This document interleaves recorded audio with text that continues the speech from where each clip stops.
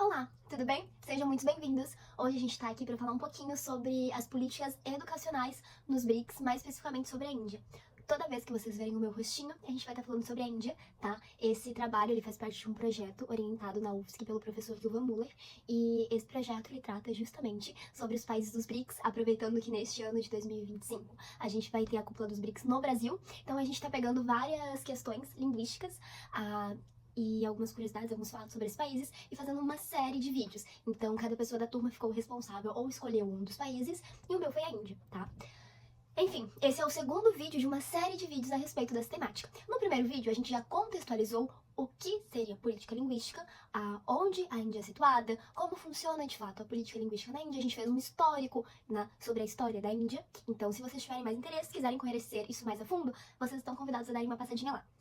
Começando agora a falar sobre, de fato, a política linguística nos sistemas educacionais da Índia, a gente começa com um panorama da diversidade linguística indiana, porque apesar de a gente já ter falado sobre isso no primeiro vídeo, há algo extremamente importante quando a gente vai falar de sala de aula. Na Índia, a gente tem 22 línguas reconhecidas pela Constituição, tá? Então são línguas oficiais que têm todos os direitos de umas línguas oficiais, que a gente já falou no primeiro vídeo. Vai lá ver. E ela também é o país com a segunda maior população do mundo, eles têm 150 milhões de pessoas na Índia. E dessas 150 milhões, a gente já chega aqui com uma matéria da Unesco, tá? Que diz que 40% da população global não tem acesso à educação em uma língua que compreenda. A gente vai chegar mais pra frente um pouco mais nisso, tá? Bom, pra falar sobre o sistema educacional, a gente precisa falar sobre a fórmula desse sistema. No Brasil, a gente tem ensino fundamental, ensino médio, a gente tem creche, enfim.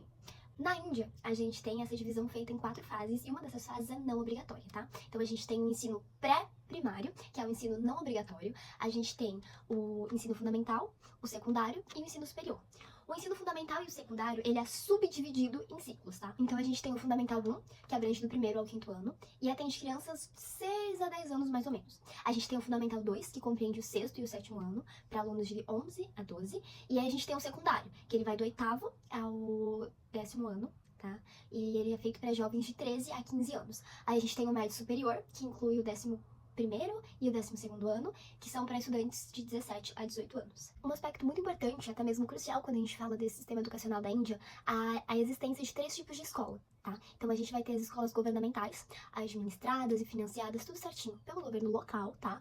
A gente tem as escolas particulares, que são as escolas que cobram altas mensalidades mais altas.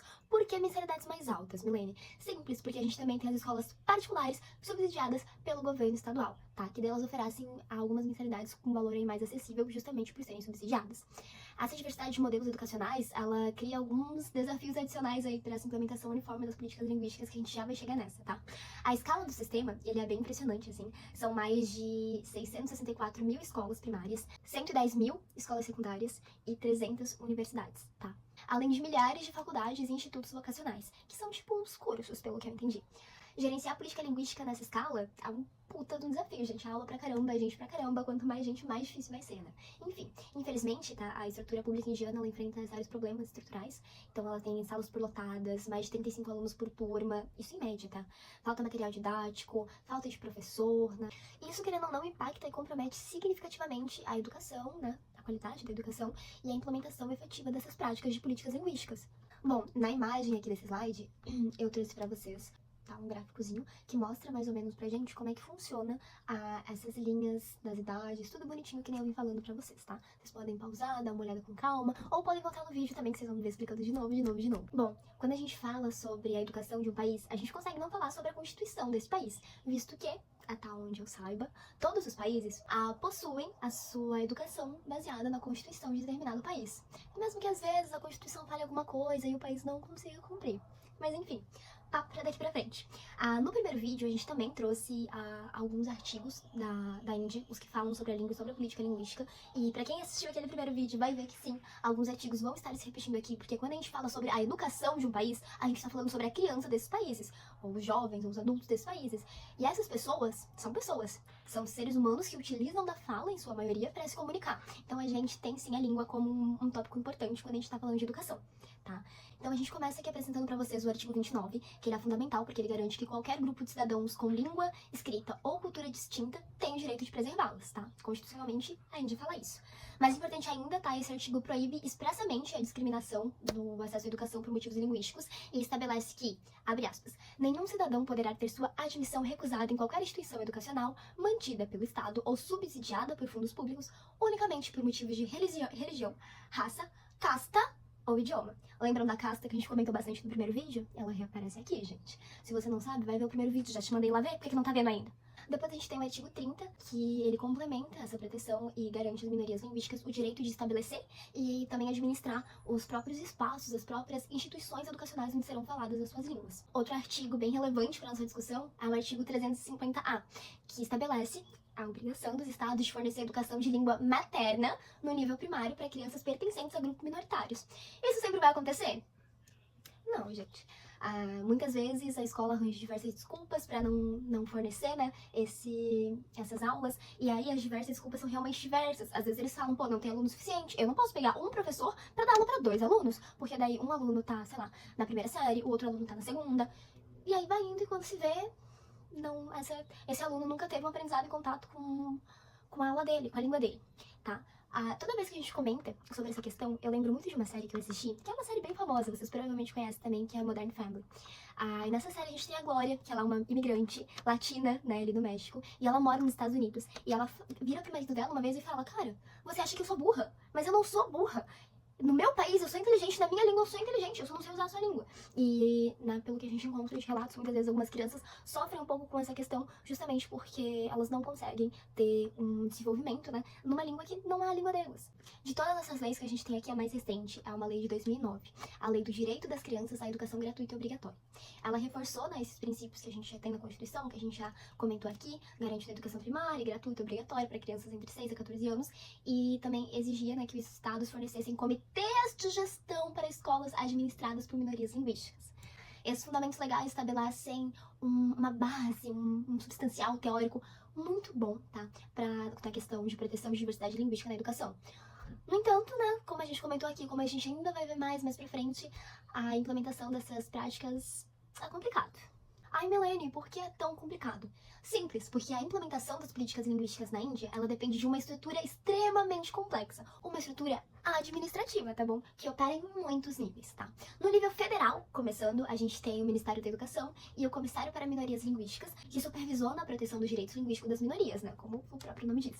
No nível estadual, a gente tem os departamentos de educação e os conselhos estaduais de pesquisa e formações educacionais, que são responsáveis pela implementação das políticas, de fato. A estrutura, ela também é aplicada nos distritos, tá? Ou seja, blocos e vilas, com órgãos como os comitês distritais da educação, centro de recursos de blocos e comitês escolares de fila. Essa abordagem em camadas permite, teoricamente, que as políticas sejam trazidas para a realidade local, porque, em teoria, né, e na prática também, cada local tem a sua peculiaridade. Um aspecto crucial na Índia, quando a gente fala dessa questão de administração pública, é o critério dos 15%. Em princípio, esse critério ele garante que a tradução e a publicação de regulamentações importantes sejam garantidos em todos os idiomas falados por pelo menos 15% da população de uma área ou de um distrito, porque dessa forma, né, as pessoas conseguem ter acesso a documentos oficiais, por exemplo.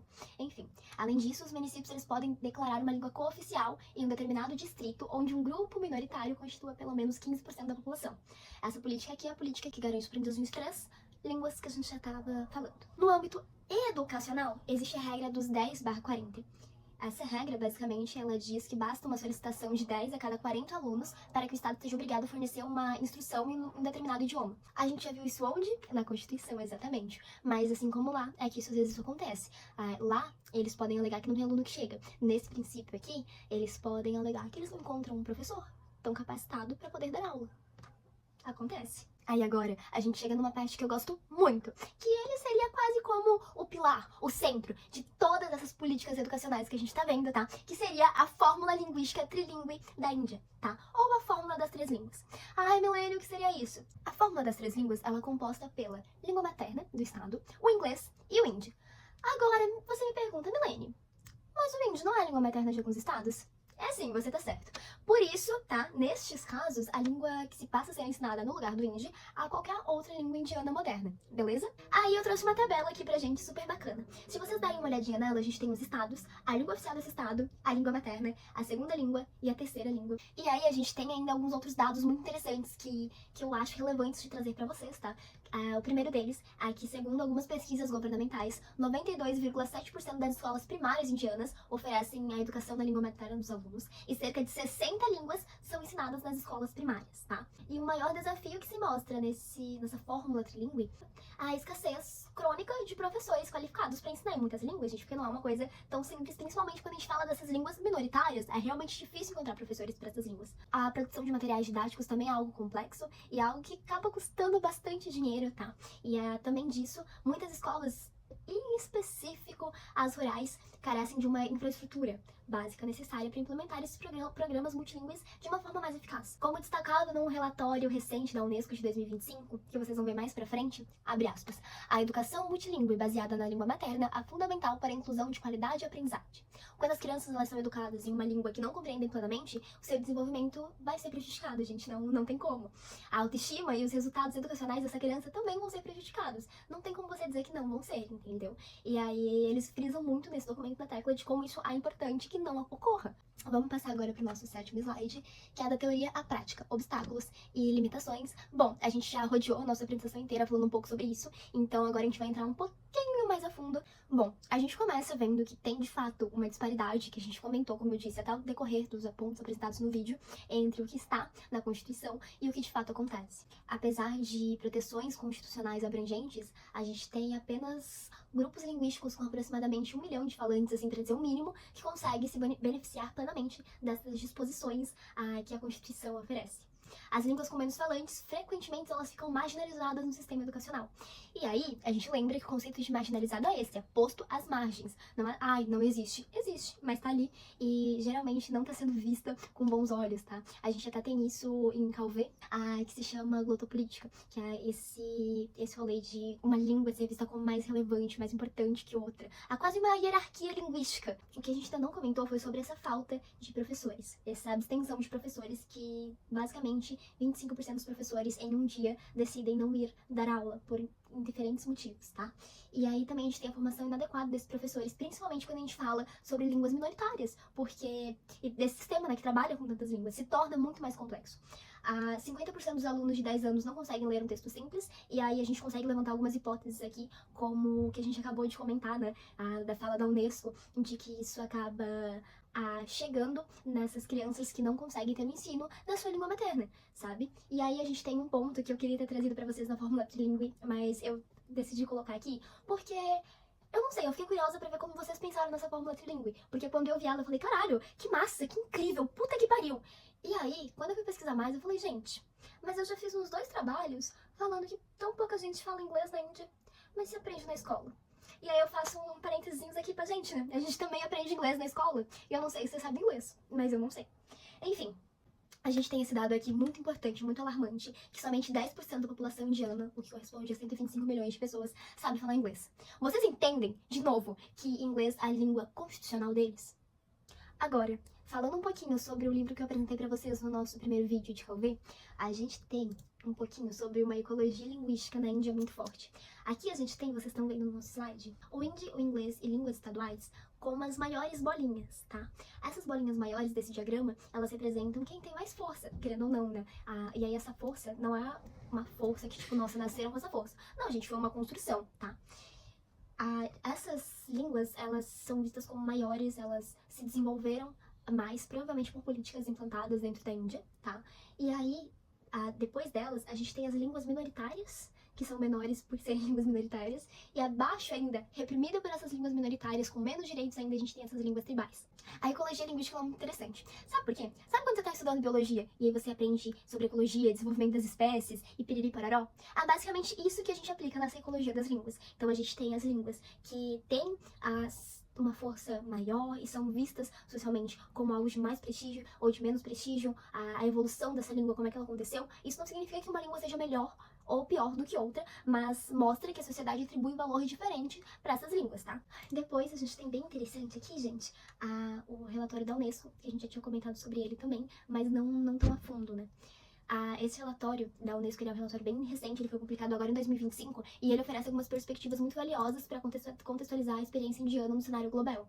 Ele começa falando que 40% da população mundial não tem acesso à educação numa língua que ela compreenda plenamente, tá? E o relatório ainda enfatiza que a diversidade linguística nas escolas, ela já está aumentando globalmente, devido a fatores como a globalização, por exemplo, a migração e o deslocamento populacional. Esse relatório da Unesco, ele reforça a importância fundamental na educação da língua materna. Eu achei ele um documento muito interessante. Se vocês quiserem estar dando uma passadinha, dando uma conhecida, ele tá aqui nas nossas referências, eu te convido a ir lá e ler ele por conta própria. E aí depois a gente tem, pra gente conseguir de fato finalizar, algumas novas iniciativas que estão vindo nessa educação da Índia, tá? Uma delas que eu achei muito interessante, que é que tá ilustrando aqui o nosso slide, são os centros de creche. Eles foram criados para que tanto mães quanto irmãs, né, conseguissem deixar os irmãos e as irmãs na creche e irem estudar. Isso é muito legal. Ele é aplicado à primeira fase aí de educação indiana e também é visto como não obrigatório. Mas eu achei super interessante, eu não podia deixar de trazer. Depois a gente tem o programa Chart Shiksha Abhiyan, tá? A tradução literal dele seria Campanha Educação para Todos, anotei aqui para não esquecer. Esse programa, ele é um programa lançado pelo governo indiano para universalizar a educação elementar, e ele tem incorporado componentes significativos da educação multilingüe. E aí eu também trouxe pra gente uma experiência de educação tribal multilingüe em Ulissa, que é liderada por estes doutores aqui em Ulissa. Ele é um programa pioneiro e ele desenvolveu uma abordagem de ponte linguística, onde as crianças iniciam sua educação em uma língua tribal materna e gradualmente elas vão transitando para algumas outras línguas regionais e nacionais. Enfim, gente, achei muito bacana pesquisar sobre isso, mas a gente acaba por aqui hoje. Essas foram as nossas referências e aqui tá o negócio da Unesco que eu falei pra vocês. Não esqueçam de dar lá uma passadinha. Um grande beijo e fiquem atentos porque no nosso próximo vídeo a gente vai falar sobre os meios de comunicação e expressão dentro da Índia, ou seja, a mídia e a cultura. Beijão, gente!